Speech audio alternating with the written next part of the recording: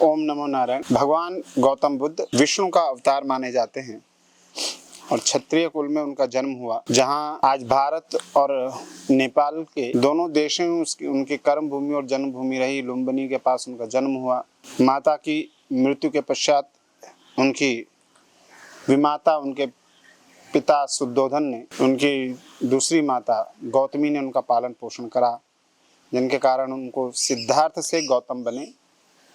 बुद्ध वास्तव में एक यात्रा है, और वो कैसी यात्रा है? वह है सिद्धार्थ से गौतम बुद्ध बनने की।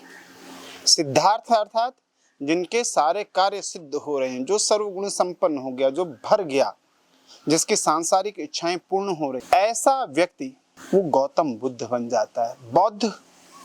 बुद्ध ज्ञान उसे प्राप्त होता है। बौद्ध हो गए। कैसे हुए? जब उन्होंने दूसरों की पीड़ा देखी, दूसरों की पीड़ा देख करके जो द्रवित हो जाए और दूसरों की पीड़ा के समाधान के लिए जो प्राप्त हो, वो गौतम बुद्ध। तो स्वामी विवेकानंद से पूछा गया कि यदि भारत को सर्वश्रेष्ठ राष्ट्र बनाना हो तो आपको क्या चाहिए? तब विवेकानंद ने दो ही चीजें कही थी। उन्होंने कहा, शंकराचार्य सी बुद्धि और बुद्ध सा हृदय। शंकराचार्य का ज्ञान विलक्षण ज्ञान था, जिन्होंने समस्त सनातन धर्म की पुनर्स्थापना के लिए अपने ज्ञान को करा, पर उनका ज्ञान चतुर्वर्ण में फंसा हुआ था। ऐसे में बुद्ध का हृदय कब? जब सनातन धर्म जो है वो अनेक रूढ़िवादिताओं में फंस गया था, तब गौतम बुद्ध का प्रागट्य होता है। और बुद्ध का हृदय सबके लिए खुला हुआ था।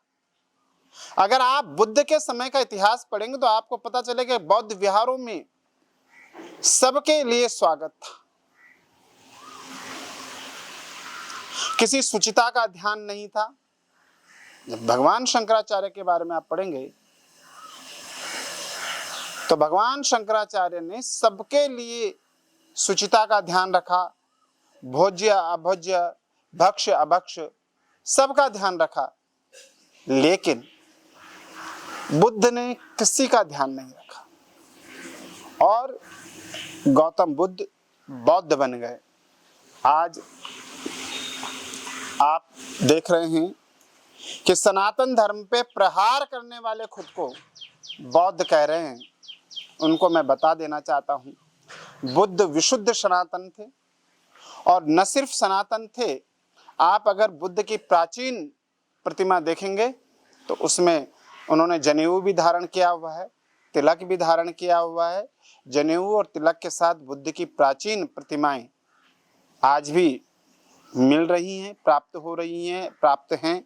तो आपको बुद्ध सनातन से अलग नहीं है। तथा कथित नव बौद्धों को मैं बार बार यह आपके चैनल के माध्यम से यह सूचित करना चाहता हूं कि बुद्ध को सनातन से अलग करके न देखा जाए।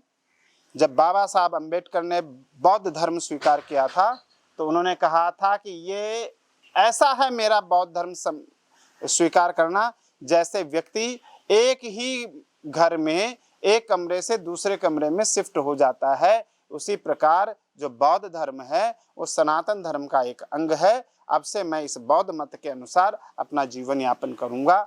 इस प्रकार बौद्ध जो है, बाबा साहब भीमराव अंबेडकर ने भी बौद्ध मत ग्रहण किया था। बौद्ध मत शुद्ध सनातन मत है, और जो भी कोई भी इसे सनातन से अलग करके देखता है वो नितांत मूर्ख है, विघटनकारी है और इस राष्ट्र से द्रोह करता है और इस राष्ट्र को समाप्त करना चाहता है। और बुद्ध के नाम पर इस राष्ट्र को समाप्त नहीं होना चाहिए। बुद्ध के नाम पर तो ये देश जो है जाना जाता है। आज अनेक राष्ट्र बौद्ध हुए।